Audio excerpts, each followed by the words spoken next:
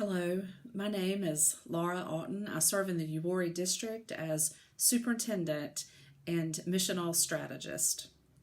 In developing a covenant for the Uwharrie District Committee on Ministry, we ask the three chairpersons of our interview teams to work with the dCOM chair and the local pastor mentor coordinator to write down what was important to accomplish our work together. This small group met together and crafted 10 or so sentences that describe how we as the District Committee on Ministry will live and work together. We submitted the covenant to all dCOM members for feedback and continue to tweak our work. We then ask every member to reflect prayerfully on the covenant and to sign it as an act of commitment to abide by the covenant.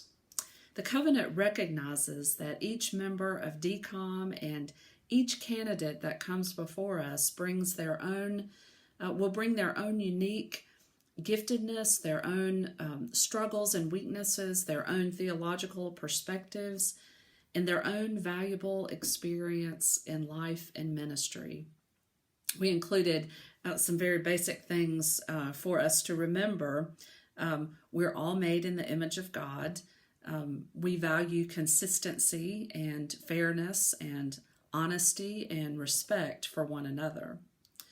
We also included some things that were important and unique in the conversations that we were having in our district.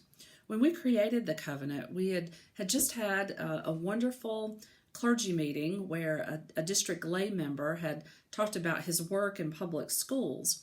And in some powerful ways, he had lifted up the importance of recognizing that behavior, whether it's our own or that of others, is motivated by whether or not there are some basic needs being met, such as the basic needs of food and shelter, and the need of purpose and significance, a sense of belonging, a sense of control, a sense of freedom, and a sense of fun. And so we included that in our covenant, making that unique to the Uwharrie District.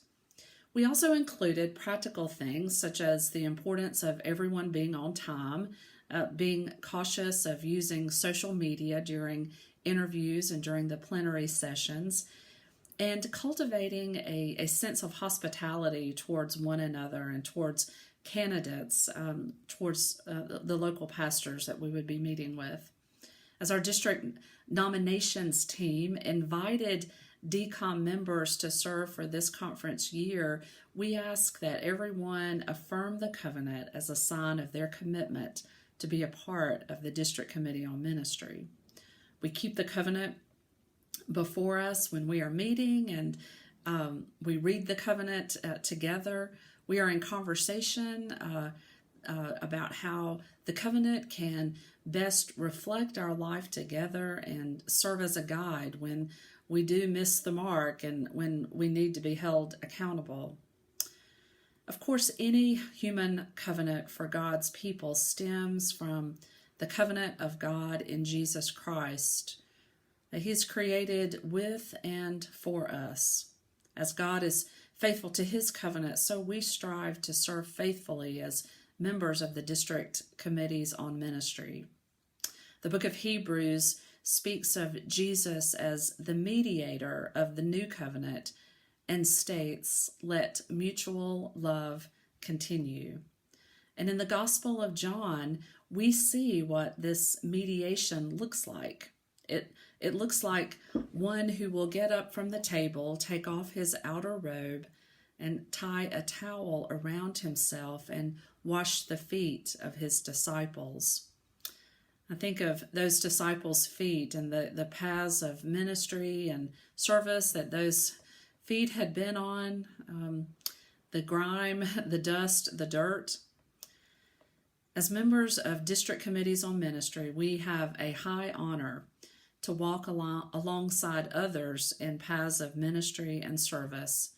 As God's people discern their gifts and wrestle with their calling, Sometimes we deal with the grime and the dust, not only on the feet of candidates, but the dirt we find on our own feet.